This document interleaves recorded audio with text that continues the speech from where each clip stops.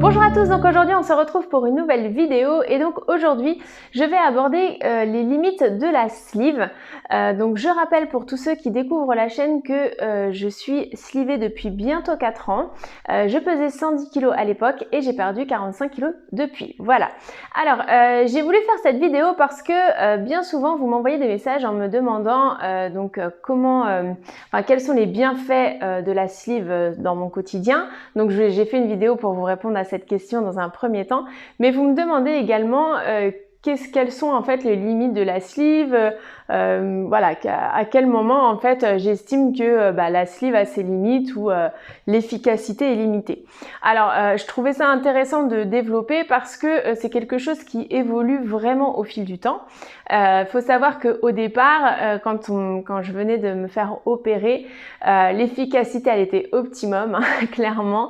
C'est-à-dire que j'avais en fait une limite au niveau de tout quasiment, c'est-à-dire quand je mangeais, donc au niveau des quantités, au niveau de la vitesse, et puis au niveau de ce que je mangeais, des ingrédients que je mangeais tout simplement. Donc au départ j'avais quand même un protocole qui était relativement restrictif. À partir de 3 mois et demi, 4 mois, j'ai commencé à remanger de tout quasiment normalement. Mais il faut savoir que même sur cette période-là, en fait j'étais très peu tentée par tout ce qui était trop sucré, trop gras, trop copieux. Voilà, c'était surtout tout ce qui était légumes, fruits, un peu les féculents, mais c'est vrai qu'il y avait encore des féculents qui avaient du mal à passer quand je mangeais. Donc voilà, c'était surtout en fait tout ce qui était légumes, fruits, un peu de viande aussi, suivant ce que c'était, le poisson, tout ça. Donc c'était des choses plutôt saines à manger et du coup c'était vraiment ce qui convenait aussi pour avoir une alimentation équilibrée et puis aider à la perte de poids. Donc ça, c'était vraiment sur les premiers mois. Ensuite, comme je l'ai déjà expliqué dans plusieurs vidéos, les sensations elles évoluent. Donc petit à petit, j'ai pu remanger de tout de façon aisée, c'est-à-dire tous les féculents, les viandes. Aujourd'hui, j'ai la chance de pouvoir manger tout ce que je veux, hein, et j'ai quasiment rien qui est exclu de mon alimentation. Donc voilà, je pouvais manger tout ce que je voulais et puis donc ça me donnait une certaine aisance. Mais pareil, j'étais toujours très peu tentée par tout ce qui était gras, copieux, sucré, etc. C'est-à-dire que j'avais de temps en temps envie de manger, je sais pas, par exemple un carré de chocolat. J'allais manger un petit carré et hop, tout de suite, ça allait me faire plaisir et ça allait me contenter. J'avais pas besoin d'en prendre un deuxième, ça ne me tentait même pas en fait. Voilà, quand je sortais de table, c'est pareil. J'avais mon estomac plein, j'avais pas de tentation en fait, même si on me mettait devant moi toute une après-midi, je sais pas, du chocolat, des choses comme ça, pardon, qui sont un peu mes péchés mignons, et ça me tentait pas du tout. Voilà, j'étais vraiment bien en dehors des repas, etc. Ensuite, petit à petit, j'ai commencé à remanger un peu plus de sucre, un peu plus gras aussi. Enfin, en tout cas, quand je mangeais des choses plus grasses ou plus sucrées, ça passait mieux. Je pouvais en manger un peu plus en quantité. Et voilà, petit à petit, c'est comme ça que ça a évolué. Et aujourd'hui, je peux manger de tout. Voilà. Maintenant, là où l'évolution elle est un peu différente, c'est-à-dire que en termes de tentation, ce qui était valable sur les premiers mois ne l'est plus aujourd'hui. C'est-à-dire que maintenant, je sors de table, donc certes j'ai la satiété, c'est-à-dire que je sais que j'ai bien mangé, j'ai pas du tout faim. Par contre, les tentations sont à nouveau revenues. C'est-à-dire qu'avant, c'était vraiment physique. C'est-à-dire que même si vous me mettiez le chocolat, vraiment, je n'en avais pas envie, mais pas du tout. J'avais aucune tentation et c'est pas que ça m'écœurait, c'est que vraiment, j'avais pas envie de le manger. Maintenant, j'ai à nouveau ces envies de petits plaisirs parfois et de pouvoir manger sans faim. C'est-à-dire que je sais que j'ai assez mangé, je me sens remplie, etc. Mais si vous me mettez un carré de chocolat, je dis pas qu'il restera toute l'après-midi devant moi sans que je le mange. Voilà.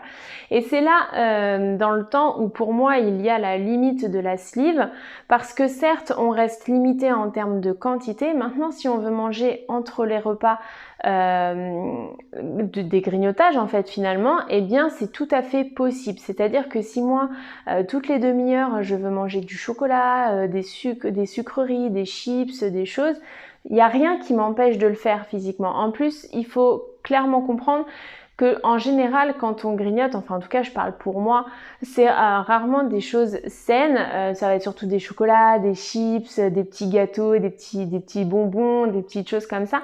Ce sont pas des choses qui sont consistantes en fait. Une fois qu'on les a avalés, je veux dire, même si on mange 5 bonbons, on va pas se sentir rempli au niveau de l'estomac. Et donc je trouve que ça favorise en fait, c'est-à-dire que on ne sent pas de limite, donc du coup il n'y a rien qui nous empêche de recommencer plus tard. Donc là actuellement c'est vrai que pour moi j'arrive plutôt bien à gérer les grignotages, ça n'a pas toujours été le cas et d'ailleurs j'en ai beaucoup parlé en vidéo quand j'y étais confrontée. Mais il faut savoir que voilà, c'est sur ces moments-là, je trouve que c'est là que la sleeve a ses limites, parce que si on ne fait pas de travail sur nous-mêmes, et ben c'est très facile en fait entre les repas de manger des petites choses qui se grignotent facilement et qui sont vraiment la source de notre possible reprise de poids. Donc pour moi c'est vraiment aujourd'hui la limite que je donne à la sleeve et c'est pour ça que je dis clairement qu'il y a un gros travail à faire au niveau psychologique en amont et puis pendant en fait la période post-opératoire pour comprendre nos fonctionnements. Enfin en tout cas moi c'est ce que j'ai dû faire hein, clairement et je travaille toujours dessus, comprendre comment je fonctionne, pourquoi je grignote, dans quelle situation je vais me mettre à grignoter, etc. Tout ça pour m'aider à mieux gérer ce genre de choses et à éviter les grignotages. Parce que certes, voilà, je suis limitée en quantité, mais clairement, quand vous mangez un paquet de chips, votre estomac, il n'est pas rempli. Je parle des petits sachets, hein, bien sûr, si vous mangez un gros paquet de chips, vous allez plus le sentir.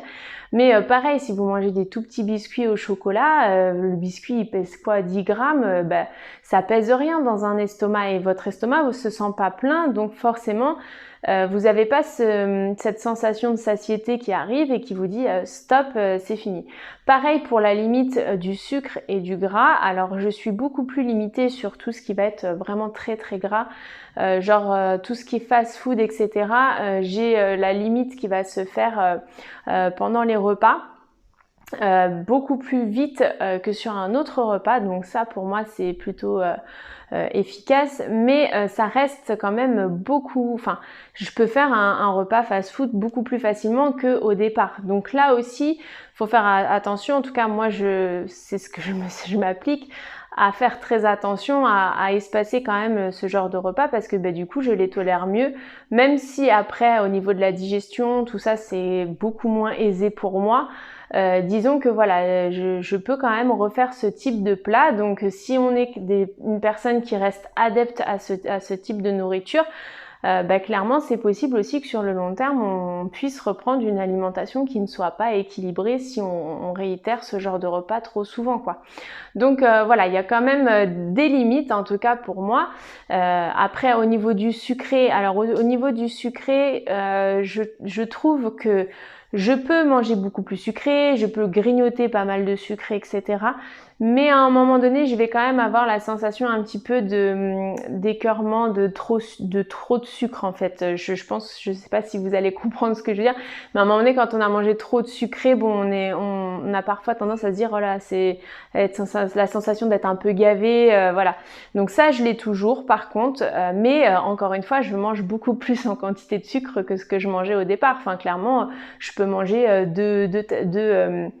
dans une tablette de chocolat, je peux manger plusieurs rangées de chocolat. Enfin, je peux peut-être en manger 2, 3, chose qui était impossible au départ. Donc, pour vous dire, quand j'ai vraiment envie de grignoter, je peux faire des vrais grignotages. Encore une fois, quand je dis que je grignote, c'est pas un bonbon par-ci par-là. Je pense que quand on mange 3 rangées de chocolat, ça fait quand même pas mal. En termes de calories, c'est énorme aussi. Donc, voilà. Pareil pour les chips, les gâteaux, toutes ces choses-là en fait. C'est très facile en tout cas pour moi aujourd'hui de consommer ce genre de choses. Alors avec le travail, j'arrive à gérer tout ça.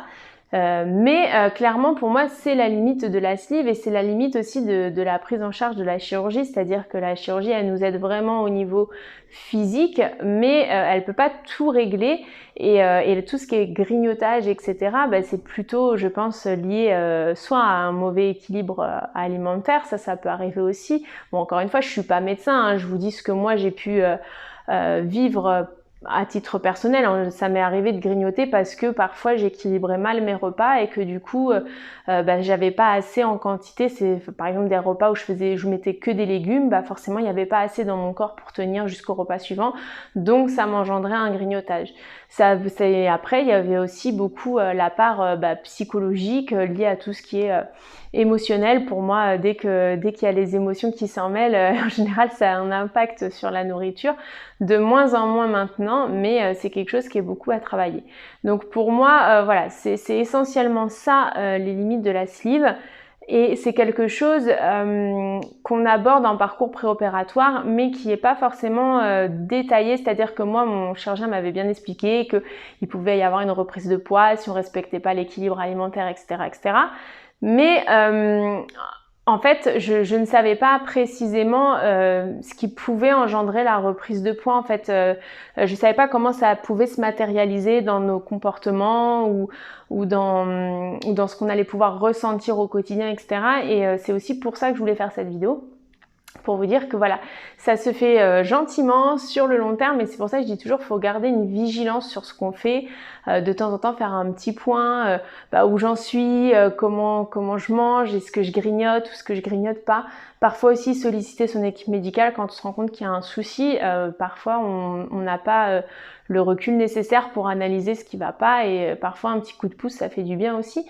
Donc voilà, pour moi c'est vraiment voilà, le fait qu'on puisse à un moment donné qu'on perde en fait cette limite au niveau sensation, que les tentations puissent revenir, et puis surtout que bien souvent ce qu'on mange c'est pas consistant quand on grignote, et du coup voilà, c'est assez facile de consommer plus généreusement.